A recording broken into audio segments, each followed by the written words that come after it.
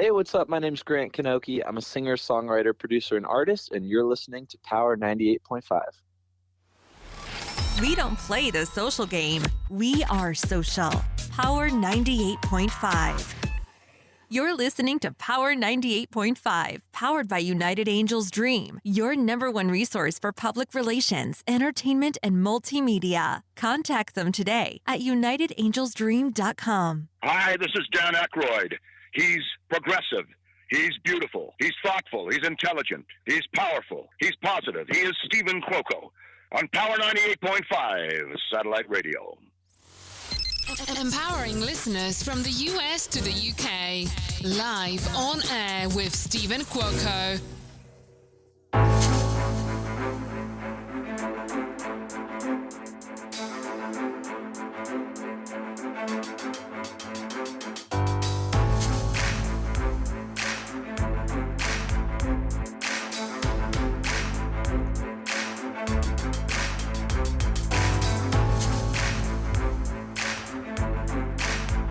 Have you ever wondered, in moments of pressure and that feeling of, wow, did someone turn on the green light and say, send everything my way? Well, it's been like that for the last 2 days.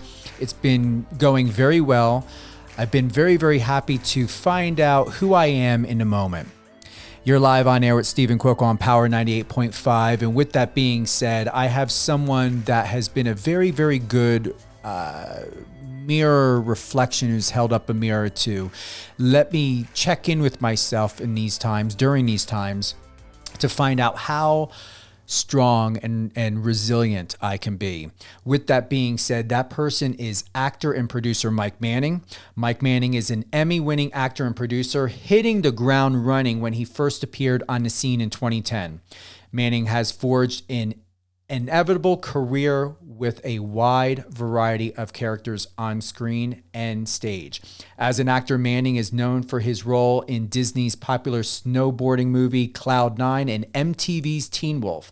Manning's other TV credits include Hawaii Five-0 on CBS, Major Crimes on TNT, a recurring role on multiple Emmy-winning series, The Bay on Amazon Prime, and Popstar TV, Crash and Bernstein on Disney XD, Hallmark's Operation Cupcake, and the series' regular role of Charlie on NBC's Days of Our Lives. Now, we're going to be brought up to speed as to where everything is at, what's happening in Mike's life when it comes to production, producing, acting, projects now leading into 2022, possibly whatever roles that he's not currently doing anymore or starring because he's got other things that are happening in his life. So with that being said, Emmy-winning actor, Mr. Mike Manning, welcome to Live on Air with Stephen Cuoco on Power 98.5. Thank you, Stephen. Thanks for having me, and thanks for the introduction. I'm gonna start taking you everywhere. I am very happy. You grew up between Colorado and Florida. Would you like to take us back a little bit of before the Emmy, before the accolades and your successes? What was the beginning like for you before acting? Yeah, I've been lucky. I was born in Florida, and I spent a lot of time with my parents, with my younger cousins, with my grandparents. And my grandparents, especially, I would go over to their house, and my brother and I and this was before my sister was born, but we had like cousins and neighborhood kids. We would all watch movies and act out the movies. We were encouraged to sort of use our imaginations. And I kind of make the joke, like, I think every young person goes through that stage where they imagine themselves as a princess or a superhero or a cowboy or a cowgirl or whatever that is. And I feel like I just personally never grew out of that. I moved to Colorado when I was younger, when I was 8. And in Colorado, I didn't know, my father was in business, and my mom used to work in an animal hospital. And in my universe, I didn't know any actors. I didn't know, it just wasn't a reality to me that you could even make a living being a professional actor. But I knew that I loved it. So in high school, I would run from wrestling practice to play practice and theater, or I would go from theater and then later that night I would go to hockey practice. And so I was sort of like doing what my friends were doing and playing sports, and I genuinely did enjoy all that, but I always knew that I sort of had the itch to be an entertainer. I just didn't know how that was going to manifest itself. What are you most proud of when it comes to you about what you had the opportunity or still have in its opportunity to know about yourself as a man, as someone who's growing in this world and within yourself? Wow, that's a that's a good question. I think honestly, uh, I think we're all constantly learning and changing and growing, and that's part of the journey. I think so many people are focused on the destination and achieving that thing and achieving, this benchmark or that benchmark, but it's like we got to stop and look around once in a while and just realize that the beauty of life and what keeps us engaged and connected to those around us is the journey and what it takes to get there. I think Matthew McConaughey, I was listening to his audiobook recently, and he says that he prefers to never achieve and be the person that he wants to be. He always wants to be working because that's what keeps him hungry. That's what keeps him, doing what he loves and working hard and taking it seriously. Because if he ever, he also said in his Oscar speech, I think his hero is the person that he wants to be in 10 years. And every single day that person moves further and further away. He never wants to meet that person. He always wants to keep changing and growing and admitting that he has further to grow. And that sort of, that really resonated with me because, I have been very specific in moving to Los Angeles and being involved with different projects as an actor. And then a couple years after being in Los Angeles, I formed a production company. I started producing social cause documentaries about issues that were important to me. And now, years later, I balance my time between acting and producing. I act in projects with characters that I connect to and stories that I enjoy being a part of. And then on the production side, I'm very passionate about creating stories that matter to me and films that I feel like when I am gone and off this planet, those films are going to live on way past me and hopefully keep impacting people and opening people's, hearts and minds to different stories, different ideas. I'll give you an example. One of the last films I produced was a horror thriller called Slapface. It's going to be released in January, and I'm really proud of this one because it was one that I sort of captained the ship. I found the script through a friend. I worked with the writer director Jeremiah Kipp. We changed the script to be something that we both were really excited about. We raised all the money. We casted all the parts. We found the locations. We found the crew, and it was very much, a story that we were very passionate about. And now it's done the festival circuit. It's won a bunch of festivals. It's winning a bunch of awards. And the film itself has all of the commercial appeal of a horror thriller.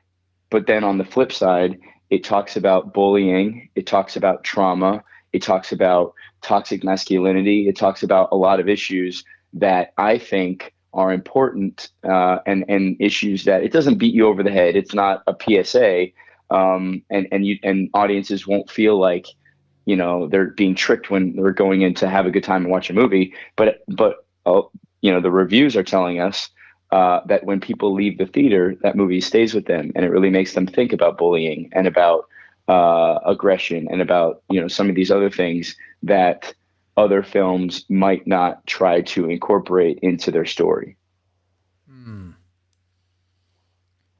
What do you feel or think? What do you feel and think about when it comes to understanding how well you've evolved from where you began to where you are today?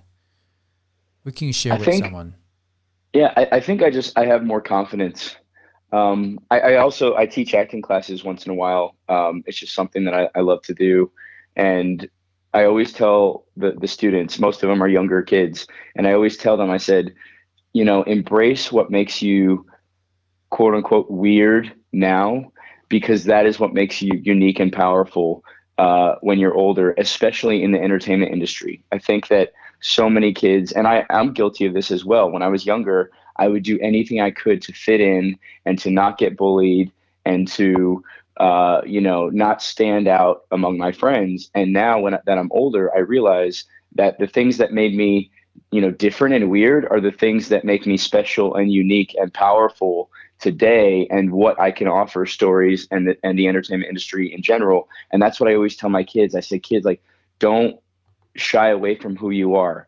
Learn about yourself, learn about who you are, embrace who you are, love who you are, and that will take you far, and build on that confidence. And I think that I have, and it's easier said than done, but I think that in the last decade that I've been in Los Angeles doing what I'm doing, I feel like I have also gained some of that confidence, and am now able to push for the stories I want to tell, and work with the people I want to work with. And then if their values don't fall in line with my values, it's fine. Have a nice day, but I don't need to work with you. Between Days of Our Lives, The Bay, and The Mm-hmm. Bay, to be more specific, where you've received your Emmy on, what is the difference of what you've learned from your role on Days of Our Lives to a recent article published by Marcos Papadatos, a good friend of ours? Marcos wrote, "The Bay actors earn Emmy recognition for same-sex marriage storyline filmed during a pandemic." And this is with your co-star, Eric Nelson. Mm-hmm. What's the difference between the two worlds? Because these are very different two worlds and roles that you had from when you were on Days of Our Lives to The Bay. Yeah.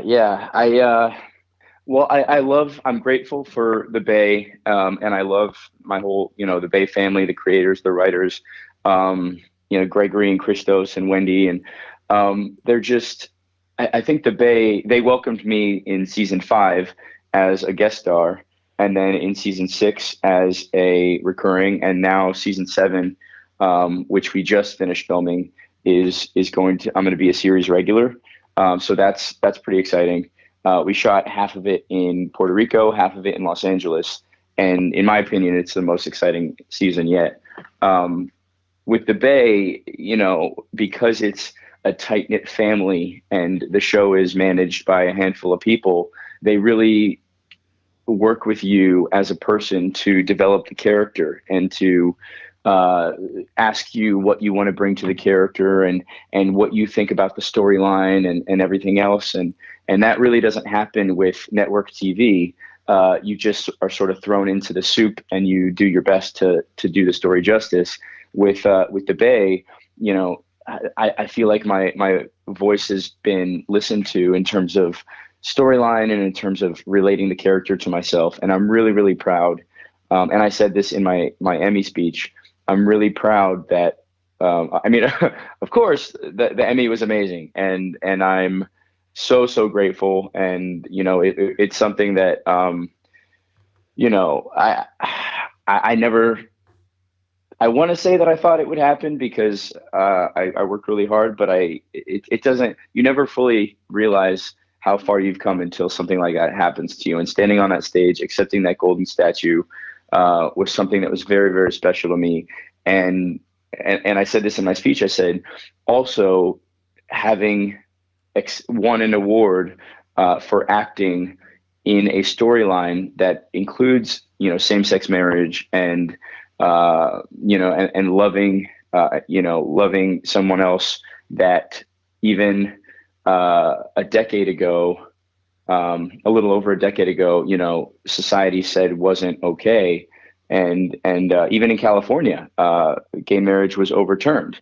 And so I think that if one kid, is sitting at home questioning who they are and watching the Bay and watching that storyline, and if that storyline makes that one kid feel like they are okay and they are deserving of that exact same love, then that whole storyline was worth it to me, with or without an Emmy.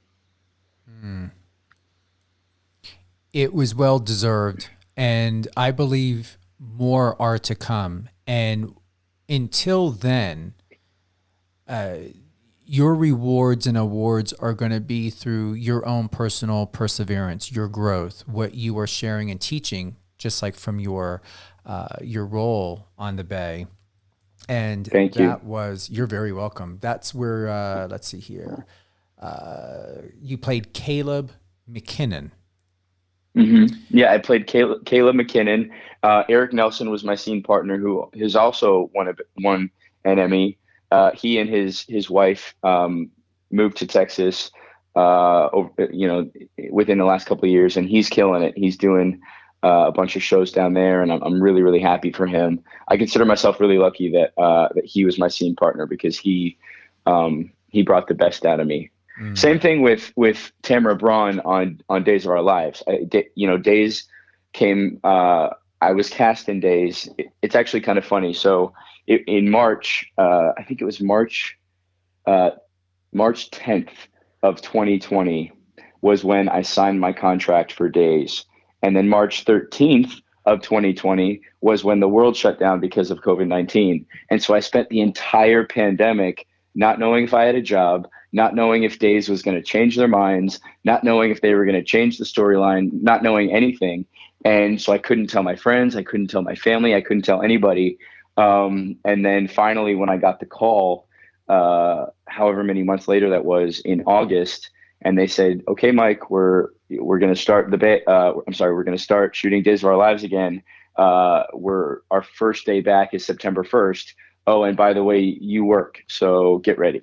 And they threw me right into it, and it was. I consider myself lucky because a lot of productions at that point were still frozen, and I got to jump back into a show. Also, they were very patient, and everybody was sort of figuring out how to navigate COVID-19 at that same time.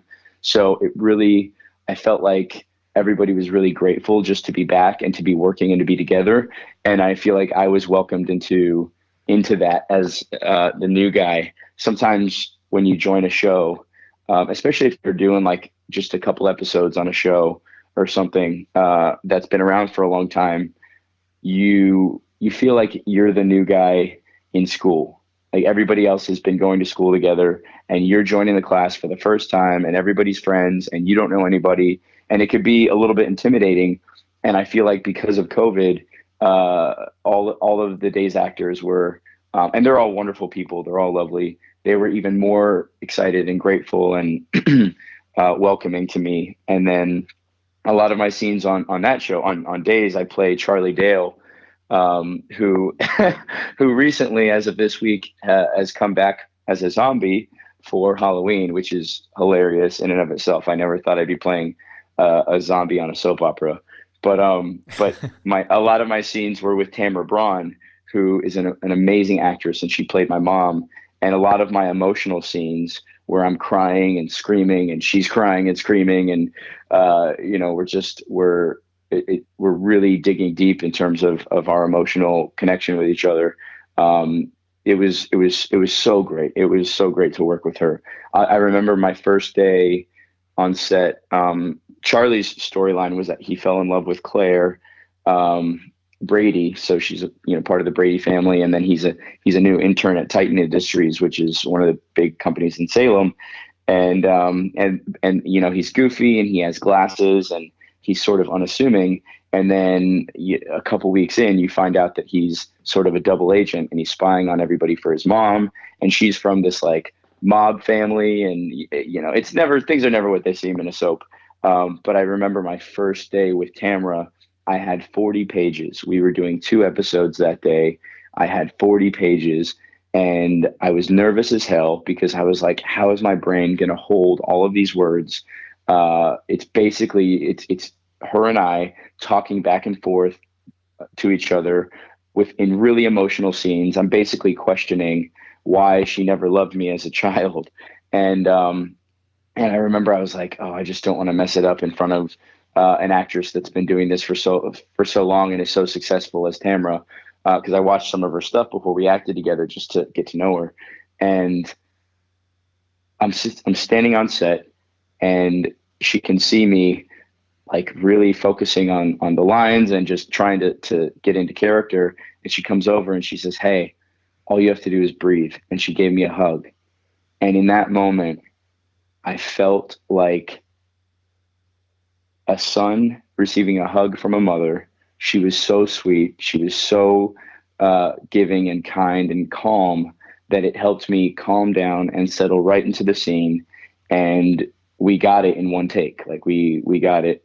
That first scene was really emotional and really, it was basically, like I said, confronting her and asking her why she never loved me.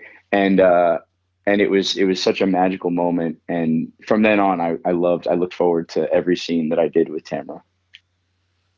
I appreciate that, because I could see in my head you and that scene and that moment, and the vulnerability that goes with that, and the trust of what you've allowed for yourself.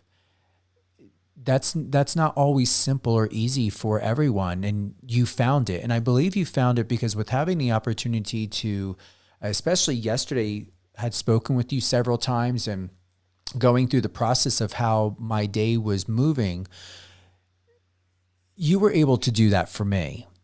So there's an understanding inside of you, emotionally and mentally, to see situations and things and people without judgment, and to view it and to be open to it in a very, very considerable way with much consideration. Thank you. Thank you for saying that. I think at the end of the day, we're all just people doing the best we can.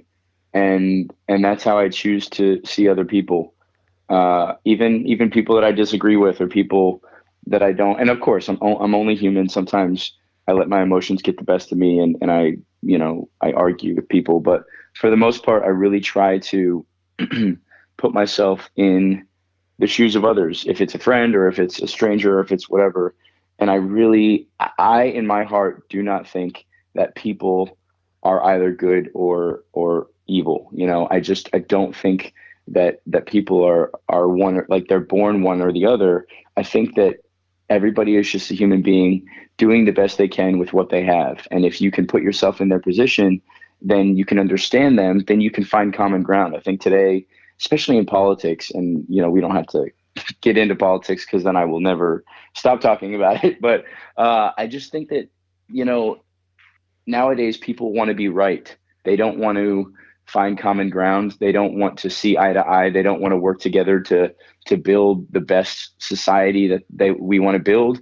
I think a lot of politicians and a lot of people in the media, they just want that talking point. They want that soundbite. They want to be right. They want to be seen as having more power and everything else. And I think it's really damaging. There have been people that I have disagreed with, and then I sit down and have coffee with them and talk, and we find that we have much more in common than we have different. And that, I think, is what builds friendships and communities, and prevents some of the stuff we're seeing in the news and the media today.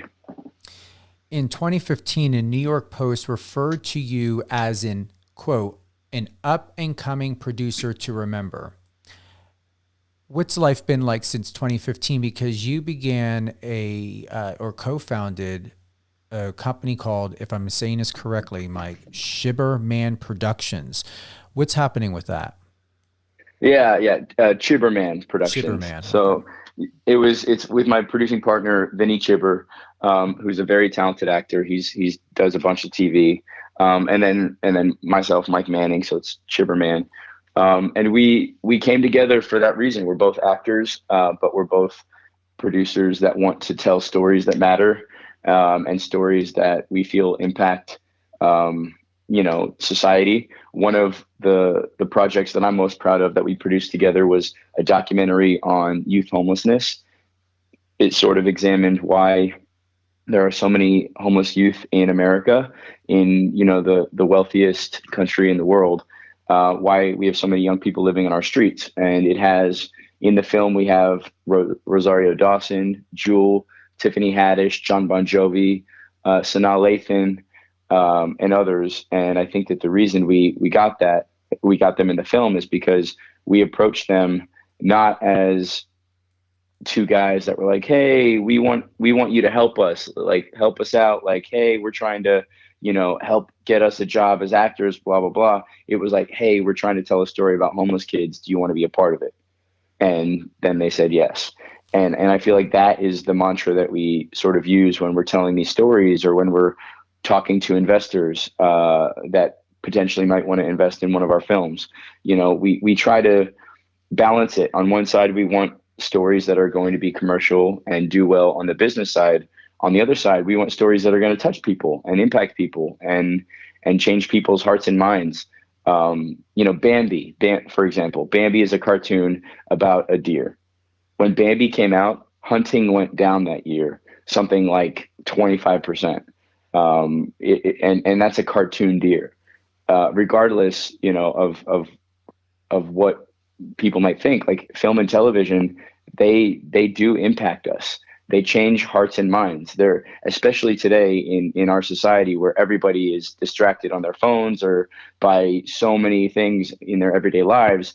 It's not very often that you have somebody's undivided attention in a dark room like you do in a movie theater, or that somebody invites you into their home to watch you on a television with their family. Film and television really opens people's hearts and minds to different ideas, different stories, different ways of thinking and being. And Vinny and I, when we formed our company, we noticed that, and we said, okay, man, like, what stories do we want to tell? And we've been very careful in picking our stories that we want to put out there in the world. What I would like to do is gift you something that came to my mind, and it was from what you were just talking about. I would like to, or at least hope that you would be the one that I know that can do this, is to have you, and if you choose not to, someone to look into the comparisons. And why I feel that you're the perfect fit is because it's who you are. You would be perfect to do this, to be very objective and unbiased of, in today's current climate, since you're very involved in nonprofit organization and, producing, and you're very passionate for helping other people, and very, very empathic and with much empathy, is a film or a short docuseries to look at the here and now of the world in comparison to how has our life, or more specifically, let me change this because change that. How has it been for those in the world, the United States and abroad, when we think about vaccinations and testing, and how and where does that financially impact? Knowing here in the States that for the most part, testing and vaccinations are free, to why is there still a problem when it comes to water and food for people? So when you look at it as a whole, and this isn't being political, this is just taking the facts of what we know.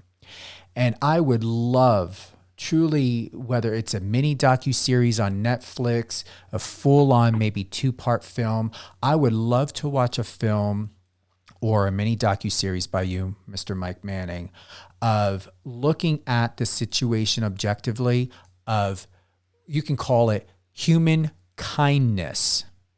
Human kindness. I would say if this was my project, that's what I would call the mini docuseries or film.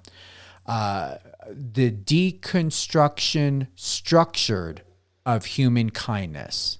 And I'm just winging this for the title of it. And compare of, why is it easy to test and vaccinate the world for free, but we cannot supply clean water to everyone here in the United States and abroad, and to resolve food hunger, knowing, especially here in the States, the ginormous amount of frivolous waste that we have, the oversized amount of portions we have here in the States that are thrown out and discarded every single day from restaurants to grocery stores. Now, the reason why I say this is because it was in the news.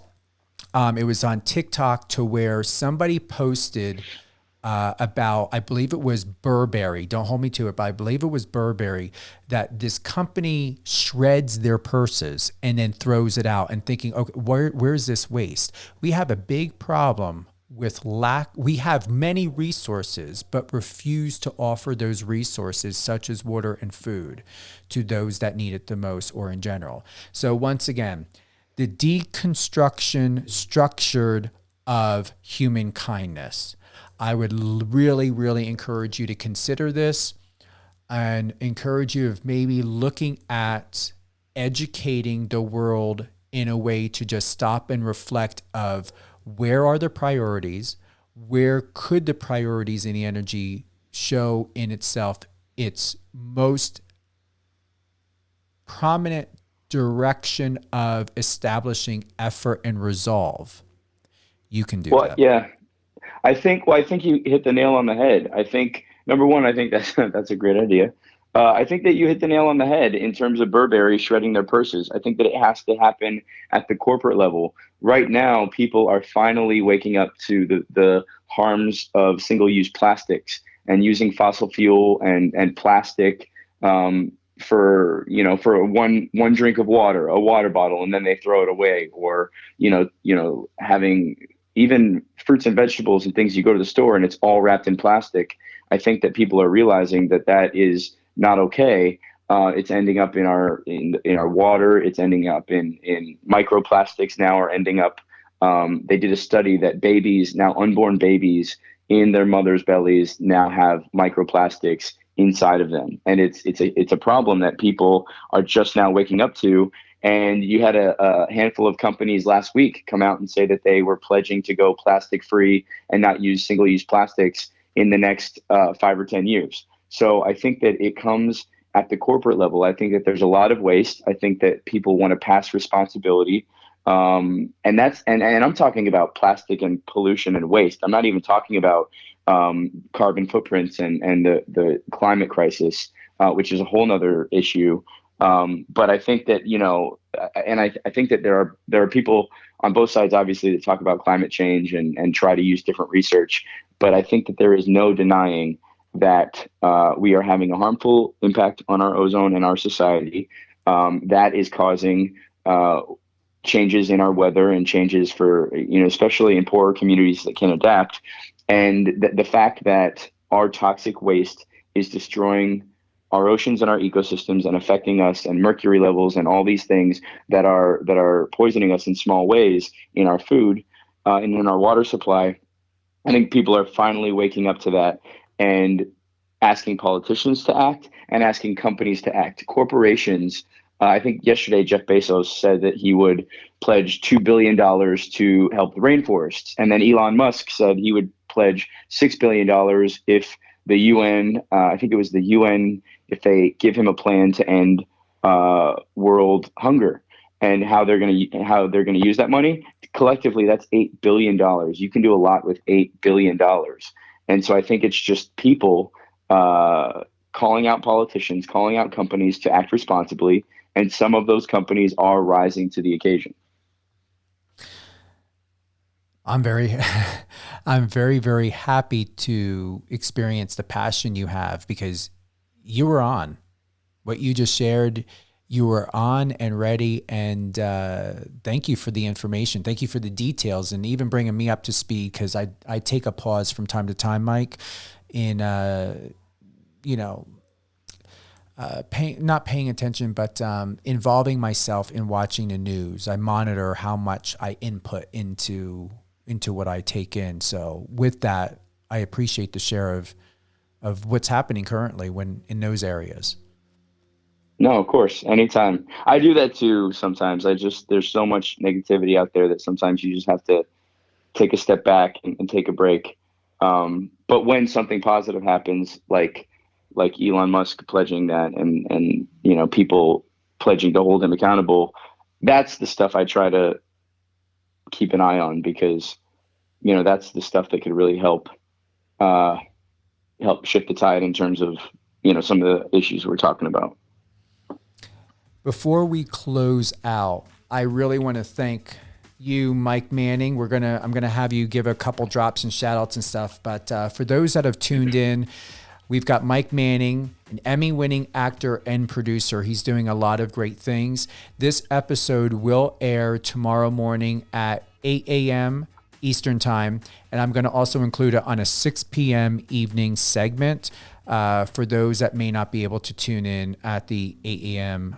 Time slot on Power 98.5 satellite radio. So you always have the opportunity to listen on the iOS and Android app, Alexa, and we are also on streamitter.com, Streama, Live Radio FM, and radio.com, now known as Odyssey, and several more. So with 200 countries and counting of where the Power 98.5 satellite radio reach is at right now. Mike, who would you like to give a shout out to? I honestly would just like to thank, throughout my career, there have been people that have followed me ever since my real world days, 11 years ago. And I just wanted to give a shout out to them. The fans that have reached out and supported me and said that they've been following my career. There are quite a few that every time there's something that I post about or I care about, or a film that I do or something, they're right there to watch and to comment and to post and support and stuff. And sometimes I don't have enough time to acknowledge that all the time, but if any of them are listening, I just want to say thank you, and I do see that stuff and notice that stuff, and it's really, really important to me. So I want to give them a shout out. Are there any upcoming projects or anything that you would like to do an exclusive drop here on Power 98.5? Yeah. So Slapface is going to be out early next year. And then there's another, and it's been doing the film festival circuit. They're releasing it. And then what else can I talk about? I have a handful of, I just did a civil rights movie called Son of the South with, directed by Barry Alexander Brown, executive produced by Oscar winner Spike Lee. That was really cool. That is available to watch right now. It's about the history, sort of the civil rights movement, through the eyes of some college students and the freedom riders in the Deep South. So I'm really proud of that one. And then everything else I can't talk about. So all under an NDA, non-disclosure agreement. yeah, basically. But there is some exciting stuff, and I hope to keep creating stuff that people want to watch and be a part of. So to find out more about Mike, you can go to mikemanning.info, MikeManning.info. You can read more about him on the About page, very detailed. You can go to his IMDb. Where's the best place? Is it TikTok? Is it Instagram? Where would you like everyone to go and really dive more into who you are, into your world for potential booking, media, endorsements? What's your favorite platform? I love Instagram. I post on there most of the time with new projects and in my stories and stuff. I think on that website that you just read, MikeManning.info, it has info on email, my agent, my manager, email address and stuff for bookings, or if people want to work together on the production side. And that should take you to wherever you wanted to go. I appreciate you very much. Mike, hold the line. We're going to close out. Thank you to everyone for tuning in live on air with Stephen Cuoco on Power 98.5. We have Mr. Mike Manning, actor and producer, Emmy award-winning actor, special. And as a guest today, you can listen to more about Mike Manning in this interview tomorrow at 8 a.m. Eastern, 6 p.m. Eastern time. We will also be sharing this and uploading it onto Spotify, Apple Music. So there is no reason why you won't be able to tune in. You can go to mikemanning.info, MikeManning.info. Contact his manager, his agent. Connect with Mike on his Instagram. And is there anything else that you would like to share, Mike, before we go? Anything that we did not cover or discuss? No, I don't think so. Everybody listening, just have a great day and stay weird. I like that. And that's a good thing. So, like Mike said, stay weird, stay positive, stay true to who you are. And remember, every person that is brought into your life is brought there for a reason. Mike came into my life at its most perfect time, and I am absolutely grateful that he got to see many different sides of me. No, not 50 Shades of Grey side, but he got to see some really good aspects and components that make me who I am. So enjoy today, have fun. Remember, you are beautiful inside and out. And make it the best year end. You deserve it.